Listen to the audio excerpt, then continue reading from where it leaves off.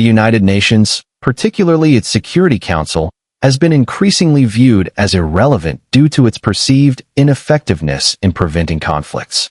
Recent skirmishes, such as those in Ukraine, Russia, Israel, Gaza, Syria, Lebanon, Iran, Yemen, India, Pakistan, and Thailand, Cambodia, have occurred without much intervention or response from the UN.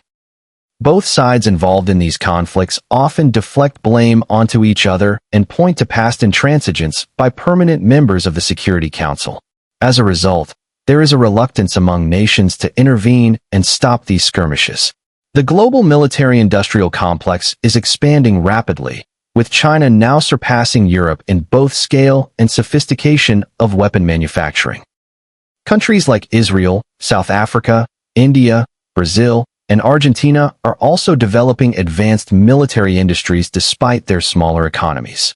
Many nations in Asia and Africa are increasing their military capabilities, leading to a proliferation of sophisticated weaponry. The Arab world is also seeking to enhance its military representation on the global stage. The idea of expecting any single nation to prioritize humanity and work towards preventing wars is idealistic.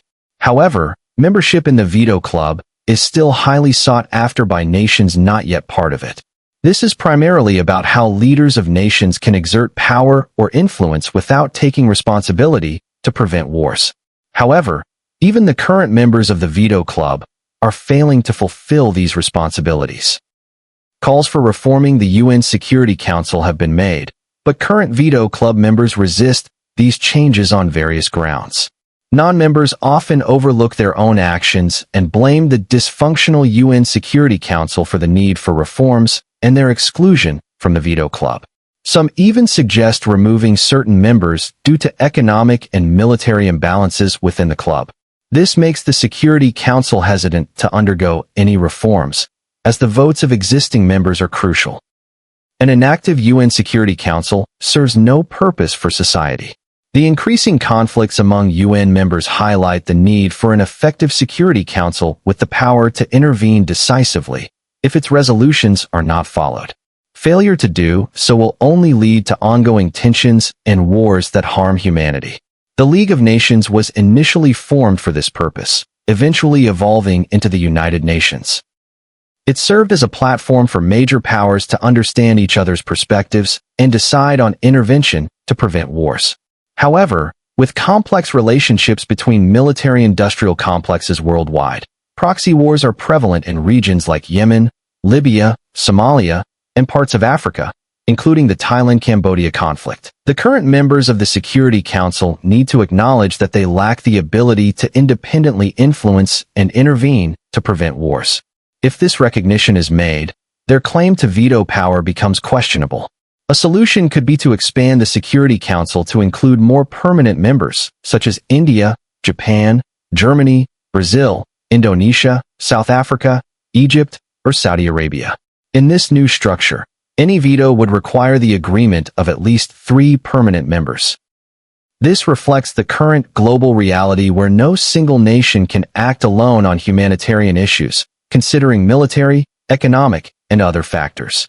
The veto power of a single member, as seen in the case of Israel, should be reevaluated. Larger nations like the USA, Russia, and China should carefully consider their decisions to veto, especially if they struggle to gather support from 2 other members. Permanent members should meet defined criteria, such as financial or human contributions to the UN's humanitarian efforts, to maintain their membership. This contribution should be seen as a commitment to the UN's mission and not influenced by domestic politics. There should be a minimum required contribution for all members and a higher level for permanent members, with additional voluntary contributions welcomed from member nations and society. During a transition period, new members can become permanent members, but they would have to join with 2 other permanent members to veto any resolution to be effective. Existing members can maintain their veto power with just 1 vote for 3 years. After this transition period, the new rules will apply to all members. If reformed in this way, the UN would have the necessary funds and a solid foundation to deploy troops on the ground and gain significant political support for its resolutions. Currently, all 3 elements are lacking, leading to a dysfunctional United Nations becoming increasingly evident. This reform would also increase funding for the UN and reduce the burden on existing members. It is evident that member nations are more focused on power struggles and protecting their own interests rather than prioritizing peacekeeping and building trust in the global system.